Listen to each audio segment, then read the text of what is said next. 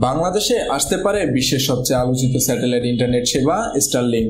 সম্প্রতি অন্তর্বর্তী সরকারের প্রধান উপদেষ্টা অধ্যাপক মোহাম্মদ ইউনূস স্টারলিংকের প্রতিষ্ঠাতা ইলন মাস্কের সঙ্গে ফোনে কথা বলেছেন। তাহলে স্টারলিংক বাংলাদেশে এলে কি সুবিধা পাবেন আপনি? স্টারলিংক আসলে দেশের দুর্গম এলাকাগুলোতেও দ্রুত গতির ইন্টারনেট পৌঁছে যাবে। ফলে গ্রামীণ তরুণরা ফ্রিল্যান্সিং ও অন্যান্য ইন্টারনেট ভিত্তিক কাজ সহজেই করতে পারবেন। শহর ও গ্রামের ডিজিটাল বিভাজন কমে আসবে। দুর্যোগের পর দ্রুত যোগাযোগ স্থাপনেও স্টারলিংক ভূমিকা রাখতে পারে। ভূমিকম্প, বন্যা বা ঘূর্ণিঝড়ের মতো পরিস্থিতিতে তারবিহীন ইন্টারনেট সেবার মাধ্যমে জরুরি সংযোগ চালু করা সম্ভব হবে। স্টারলিংক একটি স্যাটেলাইট ভিত্তিক ইন্টারনেট সেবা, যা ব্যবহার করতে বিশেষ রিসিভার ও রাউটার প্রয়োজন হবে। এটি সরাসরি স্টারলিংকের স্যাটেলাইটের সঙ্গে সংযুক্ত থাকবে, তাই তারবিহীনভাবে উচ্চ গতির ইন্টারনেট পাওয়া যাবে। এই সেবায় 100 থেকে 200 Mbps পর্যন্ত ডাউনলোড গতি পাওয়া যেতে পারে, যা বর্তমানে মোবাইল ইন্টারনেট তুলনায় অনেক দ্রুত। তবে এই সেবা ব্যয়বহুল।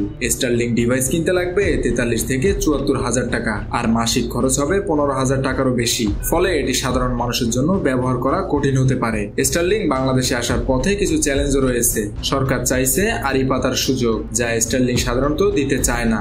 এখন প্রশ্ন হলো, সরকার কি শর্ত শিথিল করবে, নাকি স্টারলিংক নতুন কোনো সমাধান নিয়ে আসবে? যদি স্টারলিংক বাংলাদেশে আসে এবং খরচ কিছুটা কমানো যায়, তাহলে দেশের ইন্টারনেট সেবায় বিপ্লব আসতে পারে।